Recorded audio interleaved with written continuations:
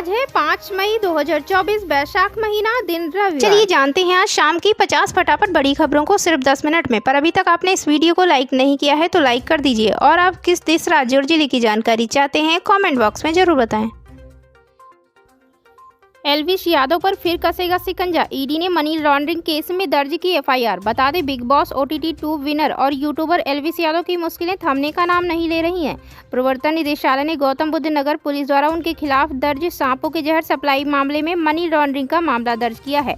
दरअसल एलविश यादव को 17 मार्च को गिरफ्तार किया गया था, जिसके बाद कोर्ट ने एलविश यादव को 14 दिन की न्यायिक हिरासत में लुक्सर जेल भेज दिया था। हालांकि यूट्यूबर एलविश यादव को इस मामले में 5 दिन बाद एक स्थानीय कोर्ट ने जमानत भी दे दी थी। इसी बीच प्रवर्तन निदेशालय के एक अधिकारी ने कहा कि एजेंसी की लखनऊ यूनिट ने रैकेट में शामिल बड़ी मात्रा में धन शोधन को देखते हुए सांपों के जहर सप्लाई मामले में एलविश यादव और अन्य के खिलाफ धन शोधन निवारण अधिनियम की धाराओं के तहत मामला दर्ज किया है। मुख्यमंत्री अरविंद केजरीवाल की पत्नी सुनीता केजरीवाल ने गुजरात के बोटाद में विशाल रोड शो किया। उनके साथ भावनगर के आप कैंडिडेट उमेश मकवाना और आप प्रदेश अध्यक्ष ईशुदान गढ़वी मौजूद रहे। सुनीता ने कहा, मेरे पति को जबरदस्ती जेल में डाला गया है। गुजरात में चैतर को भी जेल में डाला गया था। कह रहे हैं कि जांच चल रही है तो क्या 10 साल जेल में रखा जाएगा? इस तरह का रवैया तो तानाशाही है। पश्चिम बंगाल की मुख्यमंत्री ममता बनर्जी ने आज यूसीसी को लेकर बीजेपी पर हमला बोला। उन्होंने कहा, जब भी चुनाव होते हैं वे सांप्रदायिक तनाव भड़काने के लिए किसी न किसी मुद्दे का इस्तेमाल करते हैं। इस बार वे यूसीसी के बारे में बात कर रहे हैं और कह रहे हैं कि यह एक विशेष समुदाय के खिलाफ है, लेकिन यह राजनीतिक बयानबाजी के अलावा और कुछ नहीं है। हिंदुओं को इससे कुछ फायदा नहीं होने वाला। प्रधानमंत्री नरेंद्र मोदी आज शाम 5:15 बजे कानपुर आएंगे। वह यहां पर शहर के सबसे घने इलाके गुमटी क्षेत्र में 1 किलोमीटर लंबा रोड शो निकालेंगे। उनके साथ मुख्यमंत्री योगी आदित्यनाथ भी मौजूद रहेंगे। चौथे चरण के लोकसभा चुनाव के प्रचार अभियान को शुरू करने के लिए आ रहे मोदी की कानपुर में यह पहली यात्रा है। लोकसभा चुनाव के 2 चरणों का मतदान हो चुका है। तीसरे चरण के लिए तमाम दलों के बीच घमासान जारी है। इसी बीच समाजवादी पार्टी के राष्ट्रीय महासचिव और अखिलेश यादव के चाचा शिवपाल यादव ने बड़ा दावा किया है। शिवपाल यादव ने कहा कि उत्तर प्रदेश में सपा कम से कम 60 सीटें जीतने जा रही है। यही नहीं, उन्होंने ये भी कहा कि ये संख्या बढ़ भी सकती है। लोकसभा चुनाव के बीच एनसीपी के नेता और महाराष्ट्र के मंत्री छगन भुजबल ने एक ऐसा बयान दिया जिससे मोदी सरकार की परेशानी बढ़ गई है। दरअसल एनसीपी नेता ने दावा किया कि शिवसेना और एनसीपी पार्टी टूटने की वजह से उद्धव गुट और शरद पवार गुट को लोगों को सहानुभूति मिलेगी।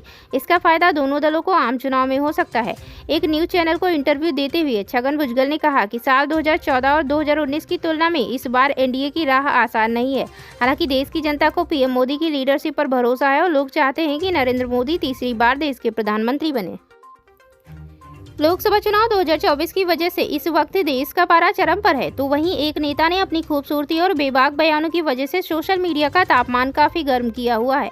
आपको बता दें कि उस नेता का नाम मुमताज पटेल है, जो कि कभी दिग्गज कांग्रेस और सोनिया गांधी के करीबी रहे अहमद पटेल की बेटी है।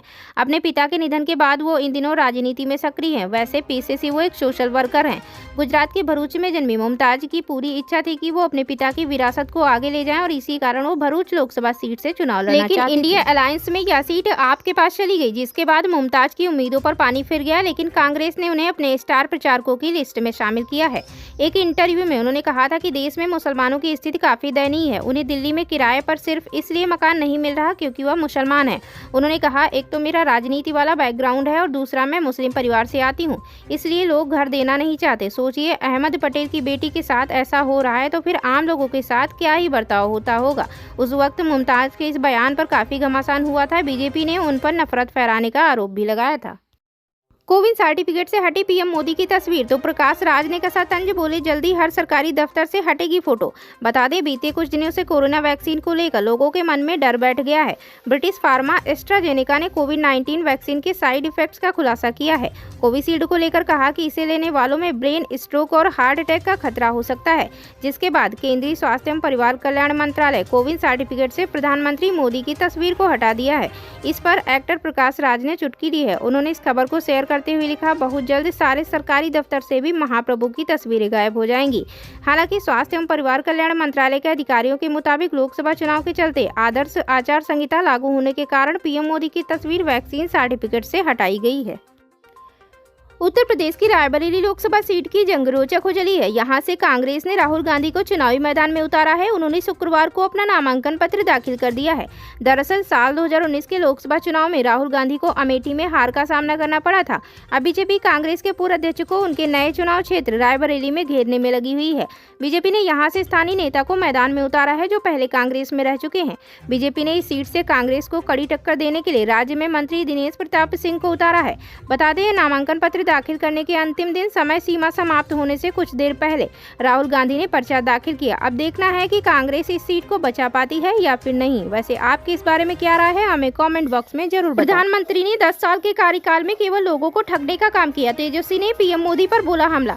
बता दें, राष्ट्रीय जनता दल के वरिष्ठ नेता एवं बिहार के पूर्व उप मुख्यमंत्री तेजस्वी यादव ने केंद्र की नरेंद्र मोदी सरकार पर तीखा हमला करते हुए कहा कि प्रधानमंत्री ने 10 साल के कार्यकाल में झूठ बोलकर लोगों को केवल ठगने का काम किया है। तेजस्वी यादव ने शुक्रवार को दरभंगा मीडिया से बात करते हुए कहा कि देश में बढ़ती महंगाई, बेरोजगारी और सरकार का ध्यान नहीं है। अब प्रधानमंत्री मुद्दे की बात नहीं करेंगे। मुझे पूर्ण विश्वास है कि शनिवार को यहां आकर प्रधानमंत्री मंदिर, मस्जिद, हिंदू मुस्लिम के बारे में ही बात करेंगे। ईरान ने कहा कि उसने पुर्तगाली ध्वज वाले मालवाहक जहाज MSC एरेज के चालक दल के सदस्यों को रिहा कर दिया है। इस जहाज के 25 सदस्यों में से 17 भारतीय थे। ईरान के एक बयान के अनुसार उसके विदेश मंत्री अमीर अब्दुल्लायान ने शुक्रवार को अपने एस्टोनियाई समकक्ष मार्गस साहकना के साथ फोन पर बातचीत के दौरान जहाज के चालक दल की रिहाई का उल्लेख किया है। इजराइल से जुड़े मालवाहक जहाज के भारतीय चालक दल के 17 सदस्यों में से एकमात्र महिला कैडेट एंटेसा जोसेफ को 13 अप्रैल को ईरान की सेना द्वारा टैंकर को जब्त करने के कुछ दिनों बाद रिहा कर दिया गया। 31 जनवरी से जेल में बंद सोरेन को आज मिलेगी राहत। रांची के बड़गाई अंचल की 8.86 एकड़ जमीन के घोटाला मामले में जेल में बंद पूर्व मुख्यमंत्री हेमंत सोरेन की ओर से दाखिल नियमित जमानत अर्जी पर शनिवार को ईडी के विशेष न्यायाधीश राजीव रंजन की अदालत में सुनवाई होगी। पिछली सुनवाई में कोर्ट ने दोनों पक्षों को लिखित जवाब दाखिल करने का निर्देश दिया था। हेमंत ने जमानत की गुहार लगाते हुए 15 अप्रैल को याचिका दाखिल की थी।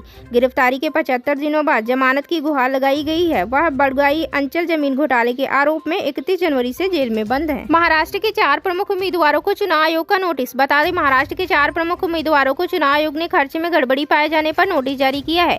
चारों से 48 घंटे के भीतर जवाब मांगा गया है। नोटिस में कहा गया कि जवाब न देने पर यह माना जाएगा कि चुनाव खर्च के अंतर को स्वीकार कर लिया गया है। यह नोटिस महाविकास अघाड़ी के सिरूर लोकसभा उम्मीदवार अमोल कोल्हे, पुणे लोकसभा क्षेत्र के रविंद्र धांगेकर, भाजपा नीति एनडीए गठबंधन के सिरूर के उम्मीदवार शिवाजीराव पाटिल और पुणे के उम्मीदवार मुरलीधर मोहोल को जारी किया गया है। पीएम मोदी 14 मई को वाराणसी से दाखिल करेंगे नामांकन। बता दें, प्रधानमंत्री नरेंद्र मोदी आगामी आम चुनाव से पहले 14 मई को वाराणसी लोकसभा क्षेत्र से अपना नामांकन पत्र दाखिल करेंगे। सूत्रों के अनुसार नामांकन से पहले 13 मई को पीएम मोदी का काशी में एक भव्य रोड शो का आयोजन किया जाएगा, जहां वह जनता से बातचीत करेंगे और अपनी उम्मीदवारी के लिए समर्थन जुटाएंगे। बता दें कि पीएम मोदी को फिर से भारतीय जनता पार्टी ने उम्मीदवार बनाया है। पीएम मोदी वाराणसी से हैट्रिक लगाने की तैयारी कर रहे हैं। खालिस्तानी आतंकी हरदीप सिंह निज्जर हत्या मामले में कनाडा पुलिस का बड़ा एक्शन। 3 भारतीय नागरिकों को किया गिरफ्तार। बता दें, कनाडा पुलिस ने खालिस्तानी अलगाववादी हरदीप सिंह निज्जर की हत्या मामले में शुक्रवार को 3 भारतीय नागरिकों को गिरफ्तार किया है। पुलिस का मानना है कि गिरफ्तार किए गए लोग उस कथित समूह के सदस्य हैं जिन्हें पिछले साल भारत सरकार ने निज्जर की हत्या करने का काम सौंपा था। सूत्रों के मुताबिक 3 व्यक्तियों को गिरफ्तार किया गया है। उन पर आरोप है कि जिस दिन निज्जर की ब्रिटिश कोलंबिया के सरे स्थित गुरुद्वारे के बाहर हत्या की गई थी, उस दौरान इन लोगों ने शूटर वाहन चालक आदि का काम किया था।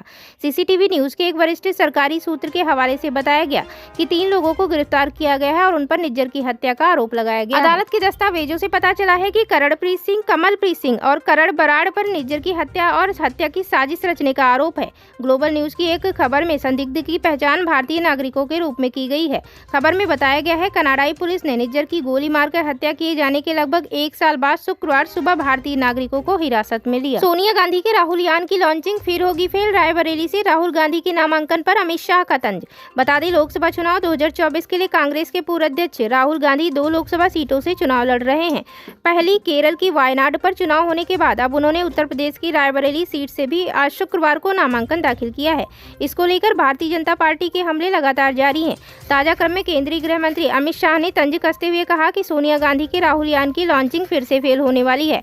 अमित शाह ने राहुल गांधी पर कटाक्ष करते हुए कहा कि सोनिया गांधी ने लगभग 20 बार राहुल यान को लॉन्च करने की कोशिश की है, लेकिन एक बार फिर सफल नहीं हो पाई। बेलगावी के हुक्केरी शहर में उन्होंने कहा, हमने चंद्रयान 3 लॉन्च किया और ये सफल रहा। दूसरी ओर सोनिया गांधी ने राहुल यान को लगभग 20 बार लॉन्च करने की कोशिश की है और हर बार असफल रही हैं।